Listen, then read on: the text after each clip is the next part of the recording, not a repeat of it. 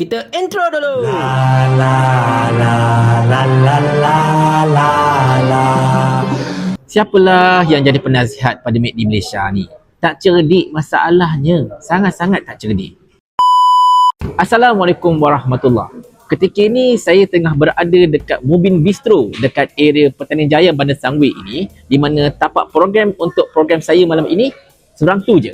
Dekat je masalahnya. Dan Sawit Primate pula dekat sebelah sana. Memang sangat-sangat dekat.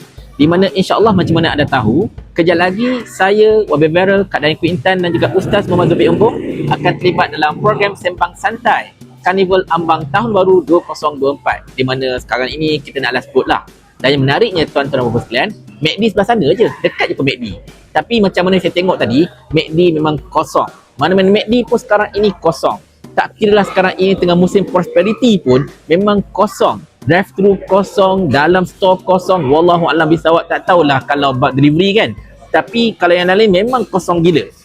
Itu kisah dia tuan-tuan sekalian. Dan menyebut tentang MACD kosong ini, baru-baru ini, which is kalau tak salah semalam kot, MACD Malaysia telah mengeluarkan kenyataan akan menyaman gerakan yang menyeru kepada boykot produk-produk yang pro-Israel ataupun BDS ini saman sebanyak $1 juta atau lebih tepat lagi 6 juta ringgit Malaysia atau 1.31 juta dolar US.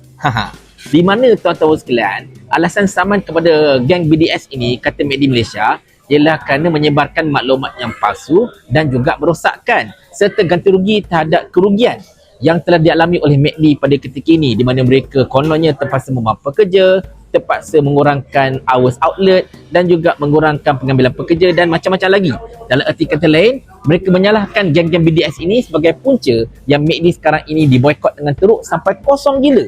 Memang kosong tuan-tuan, sangat-sangat kosong. Jadi sebelum saya nak ulas lebih lanjut, saya tertarik tahu sebab ramai je orang duk komen, kalau MACD kosong pun orang tetap boleh delivery, apa dah hal.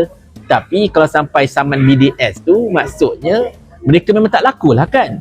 Bermaksud kempen boykot pada kali ini memang sangat-sangat berjaya tuan-tuan. Sangat-sangat berjaya. Dia bukan macam dulu-dulu tau. Dulu-dulu bila mereka ini buat kempen boykot sebagai contohnya, MACD ke Starbucks ke, dia tak heran sangat sebab dia tahu boykot ni hangat-hangat ayam je. Alah, boykot seminggu 2 minggu habislah. Bagi offer sikit habislah sebagai contohnya.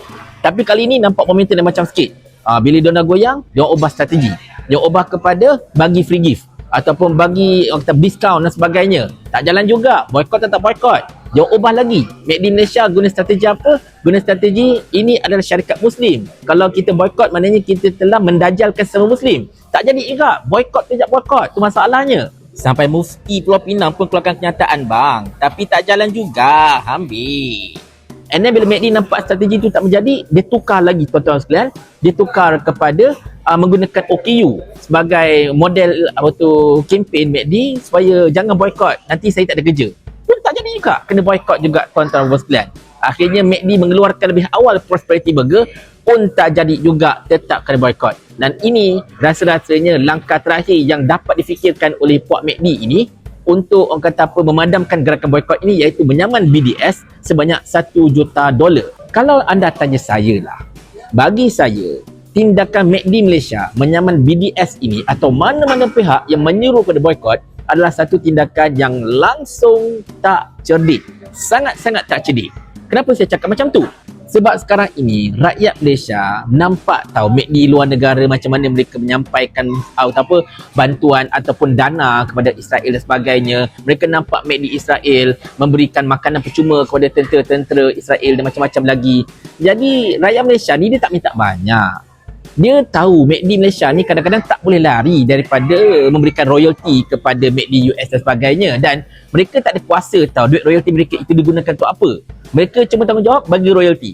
Tapi duit royalty itu digunakan untuk apa, mereka tak ada kuasa. Tak boleh buat apalah. Sebab itu sudah jadi hak MACD antarabangsa, MACD US. Jadi apa yang rakyat Malaysia harapkan daripada MACD Malaysia ini, sekurang-kurangnya mereka mengeluarkan kenyataan sokong Palestin, mengeluarkan kenyataan hentam Israel, mengeluarkan kenyataan mengutuk tindakan MACD Israel memberikan makanan percuma kepada tentera-tentera Israel tersebut. Itu saja. Dan yang lain-lain itu belakang cerita lah. Itu pandai-pandai MACD Malaysia lah. Tetapi yang paling penting tiga ini, iaitu sokong Palestin secara terbuka, and then hentam Israel secara terbuka dan juga menyelar ataupun mengutuk atau mengecam tindakan MACD Israel memberikan makanan percuma kepada tentera-tentera Israel. Itu sahaja.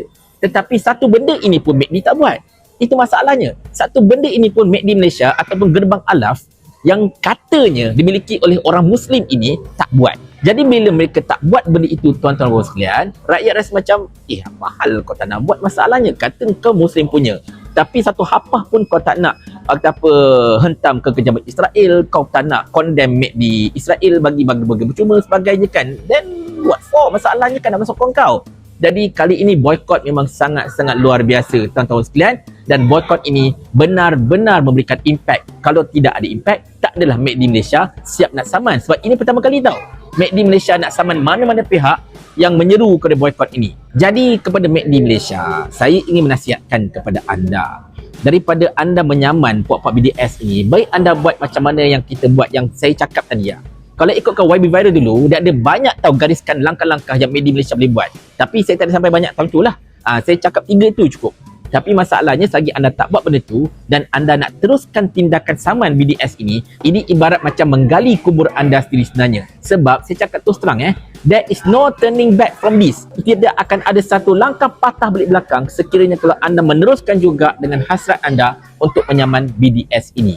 Sebab bila rakyat tengok anda sama BDS, nampak sangat yang anda ini telah koyak, nampak sangat anda ini dah cuak, dan mereka akan lagi giat memboikot anda. Sampai saya dah cakap terus terang, berkemungkinannya MACD Malaysia boleh bungkus ikat tepi keluar dari Malaysia. Saya cakap terus terang ni. Elok-elok anda ada bisnes kat Malaysia, tengok-tengok anda langsung tak ada bisnes disebabkan oleh ketidakcerdikan sesetengah pihak dalam McDonald's Malaysia. Saya bukanlah bijak sangat, tetapi sebagai seseorang yang memerhati keadaan, tindakan MACD Malaysia ini memang langsung tak bijak lah, tuan-tuan dan puan sekalian. Apa-apa pun saya harap adalah mana-mana pihak dalam MACD itu dia terfikir, betul juga kan apa-apa bila cakap. Mereka pun ambil tindakan, tarik balik saman dan buat perkara-perkara yang saya sebutkan tadi. Jika tidak, silap-silap bukan sekadar rakyat terus akan boikot anda. Mereka akan beratur dekat pejabat Gerbang Alaf nanti bertanyakan soalan ini kepada anda semua. Masa itu biar ada geti. Mau tak tuan hamba kalau hamba kirimkan ke akhirat?